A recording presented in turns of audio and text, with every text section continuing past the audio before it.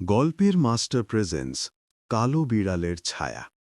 শুরু হচ্ছে কালো বিড়ালের ছায়া।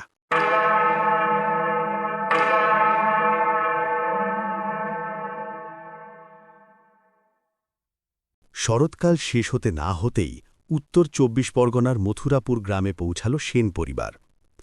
অর্ণব সেন কলকাতার স্কুল টিচার, স্ত্রী কেয়া, মা সাবিত্রী দেবী, ছেলে রুদ্র আর মেয়ে তিথি সবাই মিলে এসেছিল কেয়ার মামাবাড়িতে পুজোর ছুটি কাটাতে।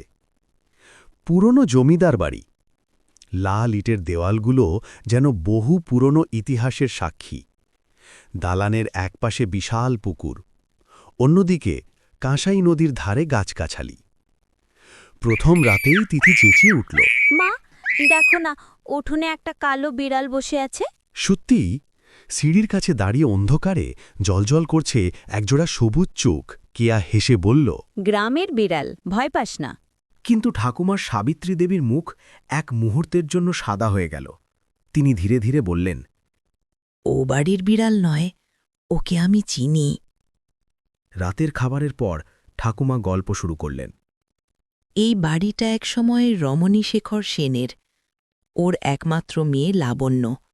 লাবণ্যকে নিয়ে কত গল্প।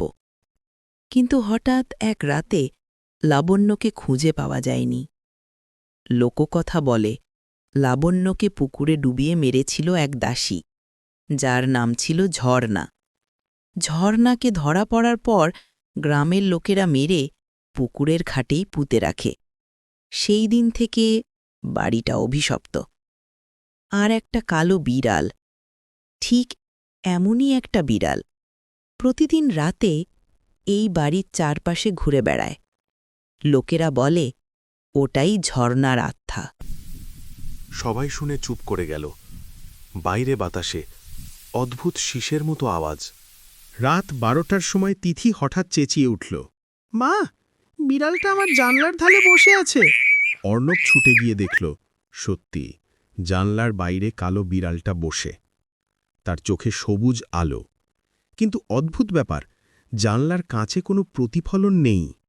রুদ্র হাসতে হাসতে বলল, ভূত বিড়াল বোধহয়। ঠিক তখনই বাড়ির বড় ঘড়িটা ৩ বার বাজল, কিন্তু ঘড়ির কাঁটা থেমেছিল রাত ১২টায়। পরদিন সকাল থেকে অদ্ভুত ঘটনা ঘটতে লাগল। রান্নাঘরের হাঁড়ি নিজে থেকে নড়ে উঠল। উঠোনে পায়ের ছাপ দেখা গেল। মানুষের নয়, বিড়ালেরও নয়, বরং লম্বা নোখালা কোনো প্রাণীর। রাতে নদীর দিক থেকে ভেসে আসত কারো কান্নার শব্দ। একদিন তিথি হঠাৎ নিখোঁজ। অনেক খুঁজে দেখা গেল পুকুর ঘাটে দাঁড়িয়ে আছে, কারো সঙ্গে কথা বলছে যেন।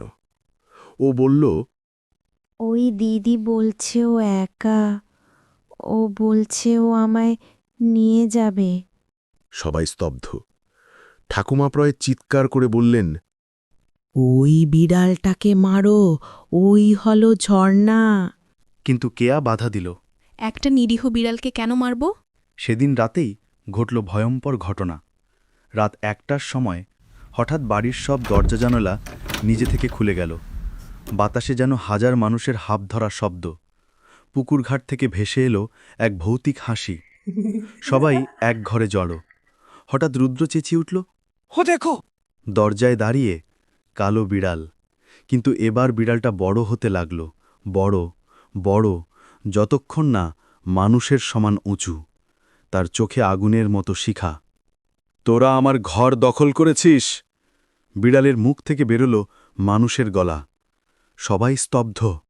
হঠাৎ তিথি বিছানা থেকে উঠে দাঁড়াল। তার চোখ দুটো ফ্যাকাশে। সে ধীরে ধীরে বাইরে হাঁটতে লাগল। ও আমাকে ডাকছে। অর্ণব ছুটে গিয়ে ধরতে গেল, কিন্তু এক ঝাপটায় ছিটকে পড়ল মেঝেতে। সেই মুহূর্তে সবাই দেখল তিথির পেছনে দাঁড়িয়ে এক কালো ছায়া, যার চুল ভিজে, মুখে রক্তের দাগ। ওটাই ঝর্ণা। ঝর্ণা ধীরে ধীরে বলল, যতদিন না লাবণ্যের হাড় পুকুর থেকে তোলা হবে, ততদিন আমি শান্তি পাব না, আর তোরা মরবি। ঠাকুমা কাঁপতে কাঁপতে বললেন, লাবণ্যকে তো পুকুরেই। কথা শেষ হবার আগেই পুকুর থেকে গুম গুম আওয়াজ।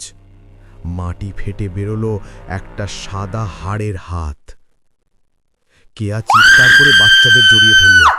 ঝর্ণার ছায়া ধীরে ধীরে মিলিয়ে গেল, কিন্তু বিড়ালটা সিঁড়ির ধারে বসে রইল।